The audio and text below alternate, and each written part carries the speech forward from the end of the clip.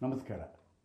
Vishwavani T V special ವಾಹಿನಿಯ ಎಲ್ಲ ವೀಕ್ಷಕ ಬಂಧುಗಳಿಗೆ ನನ್ನ ನಮಸ್ಕಾರಗಳು. ನಾನು ಮಂಜುನಾಥ್ ಹಜಂಪುರ, ಲೇಖಕ, ಅಂಕಣಕಾರ. ನನ್ನ ಈ ಅಂಕಣಗಳಲ್ಲಿ ಇತಿಹಾಸದ ಬಗ್ಗೆ, ಪರಂಪರೆ ಬಗ್ಗೆ ಹಲವಾರು ಸಂಗತಿಗಳನ್ನು ನಿಮ್ಮೊಂದಿಗೆ ಹಂಚಿಕೊಳ್ತೀನಿ. ಒಂದು ಪ್ರಶ್ನೆ, ಮೂಲ ನಿವಾಸಿಗಳು ನರಭಕ್ಷಕರಾಗಿದ್ದರೆ ಅಂತ. ನರಭಕ್ಷಣೆ ಅನ್ನೋಂಥದ್ದು ಮನುಷ್ಯರು ತಿಂತಾರೆ ಅನ್ನೋವಂಥದ್ದು ಭಾಳ ಭಯಾನಕವಾದ್ದು, ಭಾಳ ಅಂದರೆ ಭಾಳ ಭಯಾನಕವಾದ್ದು. ನಮಗೆ ಯಾವ ರೀತಿ ಅಂದರೆ ಇಡೀ ಜಗತ್ತಿನಲ್ಲಿ, ಕೇವಲ ಭಾರತದಲ್ಲಿ ಅಂತಲ್ಲ, ಇಡೀ ಜಗತ್ತಿನಲ್ಲಿ ಎಂತಹ ಮನಸ್ಥಿತಿಯನ್ನು ನಮಗೆ ನಿರ್ಮಾಣ ಮಾಡಿದ್ದಾರೆ ಅಂತ ಹೇಳಿದ್ರೆ, ನರಭಕ್ಷಣೆ, ಮಾನವ ಭಕ್ಷಣೆ ಅಂತ ಹೇಳಿದ ತಕ್ಷಣ ನಮಗೇನು ನೆನಪಾಗುತ್ತೆ? ಮೂಲ ನಿವಾಸಿಗಳು ನೆನಪಾಗ್ತಾರೆ. ಅಮೇರಿಕನ್ ಮೂಲ ನಿವಾಸಿಗಳಿರ್ಬೋದು, ಅಥವಾ ಆಫ್ರಿಕಾದ ಮೂಲ ನಿವಾಸಿಗಳಿರ್ಬೋದು, ಕೆಲವು ಸರ್ತಿ ನಮ್ಮ ಅಂಡಮಾನ್ ಮೂಲ ನಿವಾಸಿಗಳಿದ್ದರೂ ಇರಬಹುದು. ಅವರಿಗೆ ನಮ್ಮ ಕಣ್ಮುಂದೆ ಬರುತ್ತೆ ಹಾಗೆ, ಮೂಲ ನಿವಾಸಿಗಳು ಅಂತ ಹೇಳಿದ್ರೆ ನರಭಕ್ಷಕರು ಹಾಗೆ ಅಂತ.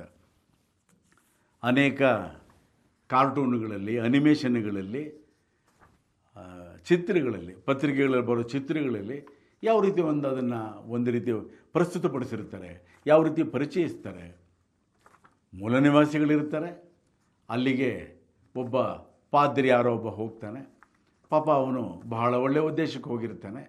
ಅವರೆಲ್ಲರಿಗೂ ಕೂಡ ವಿದ್ಯೆ ಕಲಿಸುವಂಥದ್ದು, ಅವರ ಆರೋಗ್ಯಕ್ಕೆ ಸಂಬಂಧಪಟ್ಟ ಹಾಗೆ ಒಂದು ಜಾಗೃತಿ ಮೂಡಿಸುವಂಥದ್ದು, ಈ ಥರ ಬಹಳ ಸದುದ್ದೇಶಗಳಿಗೆ ಹೋಗಿರ್ತಾನೆ ಅವನು. ಅಡುಗೆ ಕಲಿಸೋದಕ್ಕೆ ಹೋಗಿರ್ತಾನೆ ಅವನು. ಎರಡನೇ ಚಿತ್ರದಲ್ಲಿ ಏನು ಬರ್ತಾ ಇರುತ್ತೆ ಅಂತ ಹೇಳಿದ್ರೆ, ಅವನು ಹೇಳೋವಂಥದ್ದು ಅವರಿಗೆ, ಮೂಲ ನಿವಾಸಿಗಳಿಗೆ ಹೇಳ್ಕೊಡುವಂಥದ್ದು.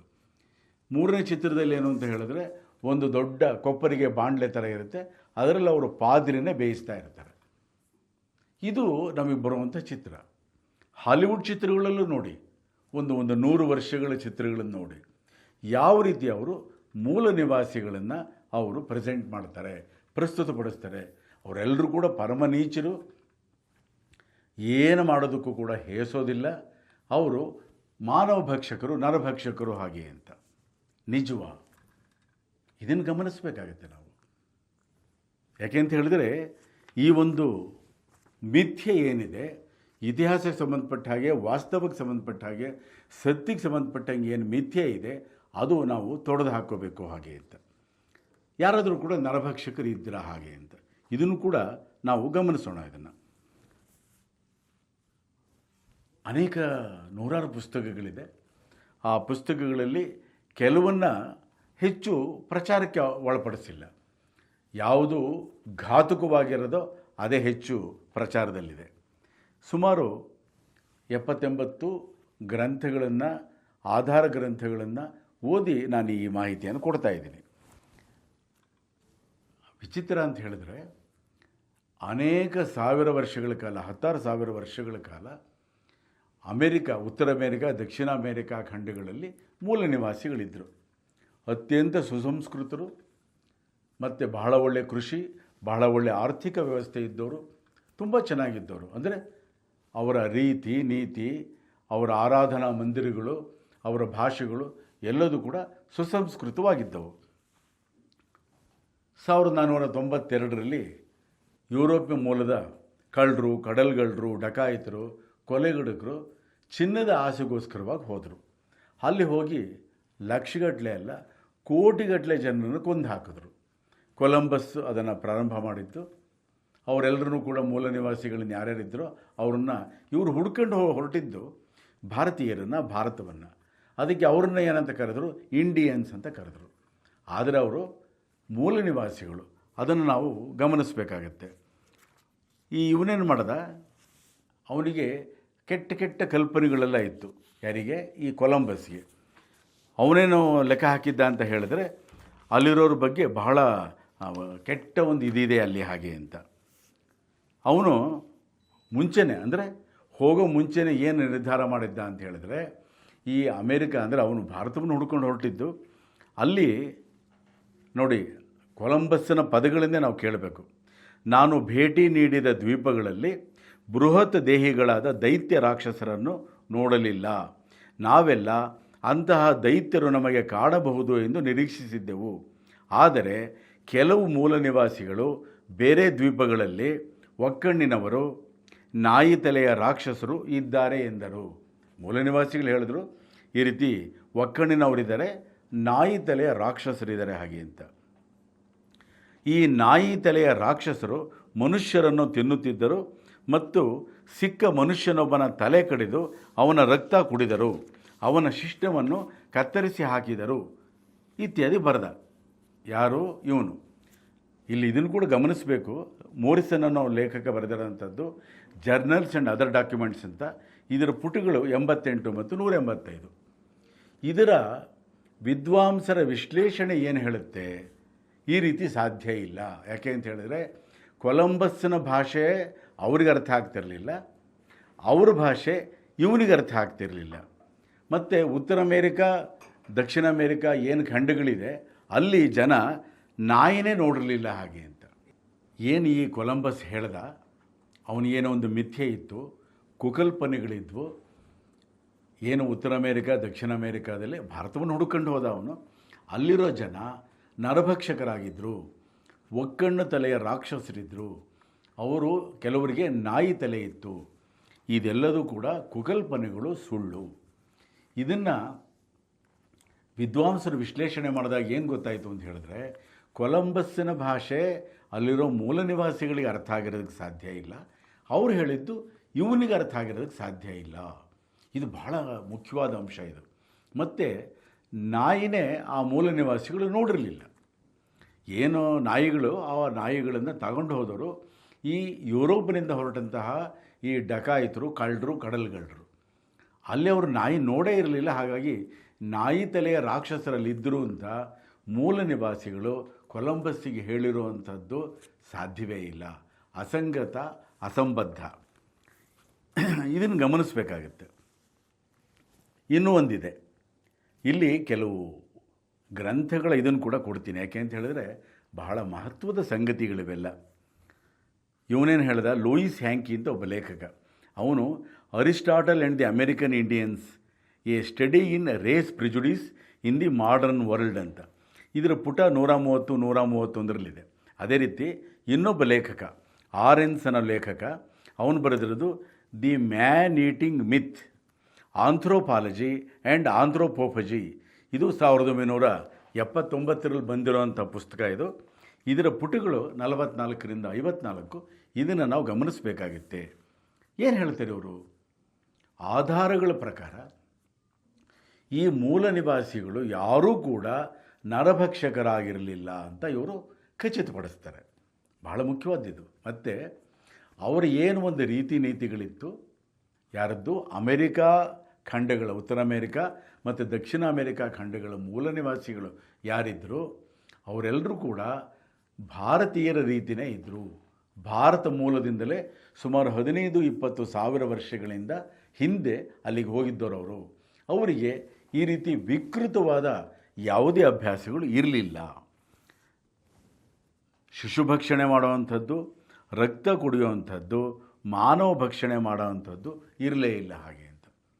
ಇಲ್ಲಿ ಮುಖ್ಯವಾದ ಏನು ಗಮನಿಸ್ಬೇಕು ನಾವು ಹಾಗೆ ಅಂದರೆ, ಏನು ಮೂಲ ನಿವಾಸಿಗಳ ಬಗ್ಗೆ ಕೆಟ್ಟ ಪ್ರಚಾರ ನಡೆದಿದೆ ಕಳೆದ 100 ವರ್ಷಗಳಲ್ಲಿ, ನಾವು ಹಾಲಿವುಡ್ ಚಿತ್ರಗಳಲ್ಲಿ, ಕೆಟ್ಟ ಕೆಟ್ಟ ಕಾರ್ಟೂನ್ಗಳಲ್ಲಿ ನೋಡ್ತೀವಿ, ಅದಿಷ್ಟು ಅಸತ್ಯ ಅಂತ. ಇವರೇನು ಮಾಡ್ತಾಯಿದ್ರು, ಇವ್ರ ಬಗ್ಗೆ ಕೂಡ ಗಮನಿಸಬೇಕಾಗತ್ತೆ. ನಮ್ಮಲ್ಲೇನಂತ ಹೇಳಿದ್ರೆ, ಯಾರು ಈ ರೀತಿ ಅಪಪ್ರಚಾರವನ್ನು, ದುಷ್ಪ್ರಚಾರವನ್ನು ಮಾಡ್ತಾರೋ ಅವರಲ್ಲೇ ಈ ಎಲ್ಲ ವಿಕೃತಿ ಇದೆ ಹಾಗೆ ಅಂತ. ಇದನ್ನು ಕೂಡ ನಾವು ಗಮನಿಸ್ಬೋದು. ನೋಡಿ, ಉದಾಹರಣೆ, ಈ ಸ್ಪೇನ್ನವರು ಅವರು ಕೂಡ ಇದೇ ರೀತಿ ಹೇಳ್ತಾ ಇದ್ರು, ನರಭಕ್ಷಕರಿವರು, ಮೂಲ ನಿವಾಸಿಗಳು ಹುಳು ಹುಪ್ಪಟೆ ತಿಂತಾರೆ, ಮನುಷ್ಯರು ತಿನ್ನಬಾರದನ್ನೆಲ್ಲ ತಿಂತಾರೆ, ಅನಾಗರಿಕವಾದವರು, ತುಚ್ಛರು, ಪಶುಗಳಂತರು ಹಾಗೆ ಅಂತ. ಇವೆಲ್ಲ ಸುಳ್ಳದು. ಇನ್ನೂ ಕೆಟ್ಟ ಕೆಟ್ಟದನ್ನೆಲ್ಲ ಅವನು ಬರೆದಿದ್ದಾನೆ. ಇದನ್ನು ಹರಡಿದವನೊಬ್ಬ ಡೊಮಿಂಗೋ ಬೆಂಟಾಸೋಸ್ ಅಂತ ಪಾದ್ರಿ. ಅವನೇನು ಮಾಡ್ದ, ಈ ಮೂಲ ನಿವಾಸಿಗಳಿಗೆ ನಾಗರಿಕತೆಯೇ ಇಲ್ಲ, ಅವರು ವಿಗ್ರಹಾರಾಧನೆ ಅಂತ ಪಾಪಗಳನ್ನು ಮಾಡ್ತಾ ಇದ್ದಾರೆ. ಕ್ರೈಸ್ತರ ಗಾಡ್ ಏನು ಮಾಡ್ದ, ಈ ಮೂಲ ನಿವಾಸಿಗಳು ನಿರ್ನಾಮ ಆಗಲಿ ಅಂತ ಶಾಪ ಕೊಟ್ಟ. ಹಾಗಾಗಿ ಇವರೆಲ್ಲರೂ ಕೂಡ ಶಾಪಗ್ರಸ್ತರಾಗಿ ಅವರೆಲ್ಲರೂ ಕೂಡ ಒಂದು ರೀತಿ ಈ ಹತ್ಯಾಕಾಂಡಕ್ಕೆ ಒಳಗಾದರು ಹಾಗೆ ಅಂತ. ಆದರೆ ಸಾಯೋ ಮೊದಲು ಅವನೇನು ಹೇಳಿದ, ನಾನೆಲ್ಲ ಸುಳ್ಳು ಅಂತ ಹೇಳ್ದ. ಯಾರು? ಈ ಪಾದ್ರಿ. ಆದರೆ ಎಷ್ಟು ಪ್ರಚಾರಕ್ಕೆ ಒಳಗಾಗಿತ್ತು ಹಾಗೆ ಅಂತ ಹೇಳಿದರೆ, ಅವನು ಹೇಳಿದ್ದು ಅನೇಕ ಶತಮಾನಗಳ ಹಿಂದೆ ಆದರೂ ಕೂಡ ಈಗಲೂ ಅದೇ ಮಿಥ್ಯೆ ಇದೆ. ಮೂಲ ನಿವಾಸಿಗಳು ಅಂತ ಹೇಳಿದ್ರೆ ಅವರು ಈ ರೀತಿ ಮಾನವ ಭಕ್ಷಕರು ಹಾಗೆ ಅಂತ. ಇನ್ನೊಂದನ್ನು ನಾವು ಓದಬೇಕಾಗತ್ತೆ. ಯಾರು? ಯುರೋಪ್ ಯಾವ ರೀತಿ ಇತ್ತು ಹಾಗೆ ಅಂತ. ಏನು ಈ ಕಡಲ್ಗಳ್ರೆಲ್ಲ ಹೋದರೂ ಯುರೋಪು ಅತ್ಯಂತ ಭಯಾನಕವಾದ ಸ್ಥಿತಿಯಲ್ಲಿತ್ತು. ಎಲ್ಲ ರೋಗಗಳು ಹರಡಿದ್ವು. ಸಿಡುಬು, ಪ್ಲೇಗ್, ಕಾಲರಾ, ಫ್ಲೂ ಎಲ್ಲ ಹುಟ್ಟಿದ್ದೇ ಯುರೋಪಲ್ಲಿ 15, 16, 17ನೇ ಶತಮಾನಗಳಲ್ಲಿ. ಮತ್ತಲ್ಲಿ ಈ ಮಾಟ ಮದ್ದು ಏನಿದೆ, ಬ್ಲ್ಯಾಕ್ ಮ್ಯಾಜಿಕ್ ಏನಿದೆ, ಅದು ವಿಪರೀತ ಇತ್ತು. ಯಾರಾದರೂ ಕೂಡ ಮಾಟಗಾತಿ ಅಂತ ಯಾರಾದರೂ ಹೇಳಿದ್ರೆ ಸಾಕು ಅವರನ್ನು ಕೊಂದು ಹಾಕೋರು. ಎಲ್ಲ ಜನಗಳೆಲ್ಲ ಸೇರಿಬಿಟ್ಟು ಕೊಂದು ಹಾಕೋರು. ಅರಾಜಕತೆ, ಕೆಯಾಸ್ ಅಂತ ಏನು ಹೇಳ್ತೀವಿ, ಅದು ಅಲ್ಲಿತ್ತು. ನೋಡಿ, ಒಂದು ಅಂಶವನ್ನು ಹೇಳ್ತೀನಿ ಅಲ್ಲಿ. ಎಲ್ಲಿ ಇದನ್ನು ಗಮನಿಸಬೇಕಾಗುತ್ತೆ. ಇಟಲಿ ದೇಶದಲ್ಲಿ ದೊಡ್ಡ ನಗರ ಈಗಲೂ ನಮಗೆ ಇದೆ, ಅದು ಮಿಲಾನ್ ಅಂತ. ಆ ಇಡೀ ಕಾಲಘಟ್ಟದಲ್ಲಿ ಯುರೋಪು ಹಿಂಸೆ ಪ್ರತಿಹಿಂಸೆನಲ್ಲಿ ಮುಳುಗಿತ್ತು. 1476ರಲ್ಲಿ ಒಬ್ಬ ಮಾಟ ಮಾಡುವವನನ್ನು ಗಲಭೆಕೋರರು ತುಂಡು ಮಾಡಿದರು. ಅಷ್ಟೇ ಸಾಲದೆಂದು ಇವರು ಅವನ ಕೈಕಾಲುಗಳನ್ನೇ ತಿಂದು ಹಾಕಿದರು. ಇಟಲಿದು 1476ರದ್ದು. ಇದು ಅವರೇ ದಾಖಲಿಸಿರೋ ಅಂಥದ್ದು. ಯಾವುದರಲ್ಲಿದೆ ಇದು? ಅಂತೋನಿ ಪ್ಯಾಗ್ಡೆನ್ ಎಂಬ ಗ್ರಂಥಕರ್ತ the fall of natural man, the American Indian and the origins of comparative ethnology. ಈ ಪುಸ್ತಕ 1986ರಲ್ಲಿ ಬಂತು. ಅದರ ಪುಟ 84ರಲ್ಲಿ ಈ ವಿವರಗಳಿದೆ. ಯಾವ ರೀತಿ ಯುರೋಪಿಯನ್ರು ಇಟಲಿಯಲ್ಲಿ ಇರೋರು ಈ ರೀತಿ ಮಾನವ ಭಕ್ಷಣೆಯನ್ನು ಮಾಡ್ತಾಯಿದ್ರು ಹಾಗೆ ಅಂತ. ಪ್ರಾಟೆಸ್ಟೆಂಟ್ ಕ್ರೈಸ್ತ ಪಂಗಡಕ್ಕೆ ಸೇರಿದ ಹ್ಯೂಗನಾಟ್ಸ್ ಕ್ರೈಸ್ತರನ್ನು ಹುಡುಕಿ ಕೊಲ್ಲಲಾಯಿತು. ಈ ಥರದ್ದು ಭಯಂಕರವಾದ್ದೆಲ್ಲ ಇದೆ. ಇದು ನಂಬೋಕೆ ಆಗಲ್ಲ. ತಾವು ಯಾವ ಸ್ಥಿತಿನಲ್ಲಿದೆ ಅನ್ನೋದನ್ನು ಬಿಟ್ಟುಬಿಟ್ಟು ಉಳಿದೆಲ್ಲರ ಮೇಲೂ ಕೂಡ ಇವರು ಮಿಥ್ಯಾರೋಪಗಳನ್ನು ಮಾಡಿದ್ರು. ಬ್ರಿಟಿಷರ ವಿಶೇಷ ಅಂತ ಹೇಳಿದ್ರೆ ತಮ್ಮನ್ನು ತಾವು ಕೊಚ್ಕೊಳ್ಳೋ ಅಂಥದ್ದು ವಿಪರೀತ. ಪ್ರಪಂಚದ ಉದ್ಧಾರಕ್ಕೋಸ್ಕರವಾಗಿ ನಾವು ಬಂದಿದ್ದೀವಿ, ಇದು ವೈಟ್ ಮ್ಯಾನ್ಸ್ ಬರ್ಡನ್ ಅಂತ. ಯುರೋಪ್ ಮೂಲದ ಏನು ಶ್ವೇತವರ್ಣೀಯರಿದ್ದಾರೆ ಅವ್ರದ್ದು ಹೊಣೆಗಾರಿಕೆ ಅಂತೆ ಈ ಪ್ರಪಂಚಕ್ಕೆ ಎಲ್ಲದಕ್ಕೂ ಕೂಡ ಒಂದು ರೀತಿ ಸಂಸ್ಕೃತಿಯನ್ನು, ನಾಗರಿಕತೆಯನ್ನು, ಶಿಕ್ಷಣವನ್ನು ಕೊಡುವಂಥದ್ದು ಅಂತ. ಎಲ್ಲ ಸುಳ್ಳದು. ಒಬ್ಬ ಕ್ರಾಮ್ವೆಲ್ ಅಂತ ಇದ್ದ, ಆಲಿವರ್ ಕ್ರಾಮ್ವೆಲ್ ಅಂತ. ಅದರ ಬಗ್ಗೆ ಒಂದು ಚಿತ್ರನೂ ಬಂದಿದೆ. ಅವನು 17ನೇ ಶತಮಾನದಲ್ಲಿದ್ದ. ಅವನೇನು ಹೇಳಿದ್ದ? ಅವನು ಘೋಷಣೆ ಮಾಡಿದ್ದ, ಏನು ಕ್ರಿಶ್ಚಿಯನರ ಗಾಡ್ ಅಂತ ಇದೆಯಲ್ಲ, ಅವನು ಇಂಗ್ಲೀಷ್ ಮನುಷ್ಯ ಅಂತ. ಭಾಳ ಭಯಾನಕವಾದ ಹಾಸ್ಯ ಇದು. ಅವನೇನು ಮಾಡಿದ್ದಾನೆ, ಮುಂದೆ ಕೆಲವು ವಿವರಗಳನ್ನೆಲ್ಲ ಅವನು ಹೇಳ್ತಾ ಹೋಗ್ತಾನೆ. ನಾನು ವಿಚಿತ್ರ ಅದು ನೋಡಿ. ಎಲ್ಲೆಲ್ಲಿ ಇವರು ಕಾಲಿಟ್ಟರೋ ಅಲ್ಲೆಲ್ಲ ಏನು ಮಾಡಿದ್ರು, ಇವರು ಆ ರೀತಿ ಜನಗಳನ್ನು ಕತ್ತರಿಸಿ ಹಾಕ್ತಾಯಿದ್ರು. ಐರ್ಲೆಂಡಿಗೆ ಸಂಬಂಧಪಟ್ಟ ಹಾಗೆ ಕೂಡ ಅವ್ರದ್ದು, ಅಂದರೆ ಬ್ರಿಟಿಷರದ್ದು, ಇಂಗ್ಲೀಷರದ್ದು ಯಾವ ರೀತಿ ಇತ್ತು ಅನ್ನೋದು ಕೂಡ ಬಹಳ ವಿಚಿತ್ರ ಇದು. ಐರ್ಲೆಂಡಲ್ಲಿರೋರು ಈ ರೀತಿ ಕೆಲವರು ತಮ್ಮ ತಾಯಿಯರನ್ನು ತಿಂತಾರೆ. ಅನೇಕ ಐರಿಷ್ ತಾಯಂದಿರು ತಮ್ಮ ಮಕ್ಕಳನ್ನು ತಿಂತಾರೆ.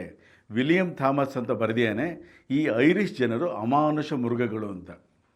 ಈ ಐರಿಷ್ ಜನರು, ಈ ಪುಟ 169ರಲ್ಲಿ ಬಂದಿದೆ ಈ ವಿಷಯ, ಬೇರೆ ಮನುಷ್ಯರ ಮಾಂಸವನ್ನೇ ತಿನ್ನುತ್ತಿದ್ದರು ಅಂದ್ಬಿಟ್ಟು ಅವನು ದಾಖಲಿಸಿದ್ದಾನೆ.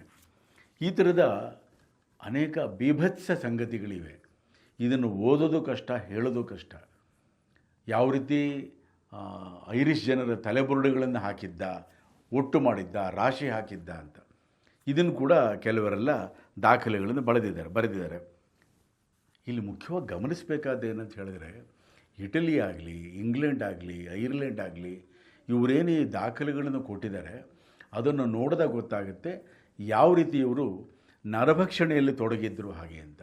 ಆದರೆ ಅವರು ಪ್ರಚಾರ ಮಾಡಿರೋಂಥದ್ದು ಏನು ಅಂತ ಹೇಳಿದ್ರೆ, ಮೂಲ ನಿವಾಸಿಗಳು ನರಭಕ್ಷಕರು ಹಾಗೆ ಅಂತ. ಒಂದು ಸಂದರ್ಭದಲ್ಲಿ ಬರುತ್ತೆ, ಅಮೇರಿಕನ್ ಹೋಲೋಕಾಸ್ಟ್ ಅಂತ ಒಂದು ಭಾಳ ಮುಖ್ಯವಾದ ಗ್ರಂಥ ಇದೆ, ಅದರಲ್ಲಿ ಬರುತ್ತೆ.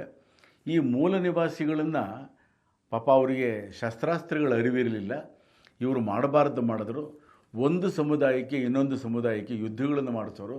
ಆಗ ಈ ಸ್ಪೇನ್ ಮತ್ತು ಬೇರೆ ಯುರೋಪ್ ಮೂಲದವ್ರು ಹೇಳ್ತಾ ಇದ್ರು, ನೀವು ಅವರನ್ನು ತಿನ್ನಿ ಹಾಗೆ ಅಂತ, ಅಂದರೆ ಎದುರಿಗೆ ಬರೋ ಶತ್ರುಗಳನ್ನು ತಿನ್ನಿ ಹಾಗೆ ಅಂತ.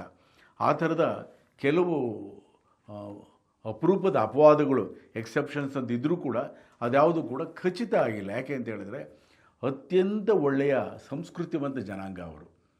ಬಹಳ ಒಳ್ಳೆಯ ಸಾಮಾಜಿಕ ವ್ಯವಸ್ಥೆ ಇತ್ತು, ಆರ್ಥಿಕ ವ್ಯವಸ್ಥೆ ಕೂಡ ಇತ್ತು. ಯಾರ್ದು?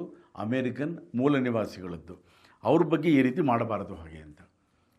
ಈ ರಿಲಿಜನ್ನಲ್ಲಿ ಕೆಲವು ಧರ್ಮ ಅಲ್ಲ, ರಿಲಿಜನ್ನಲ್ಲಿ ಕೆಲವು ರಿಚುವಲ್ಸ್ ಅಂತ ಇರುತ್ತೆ.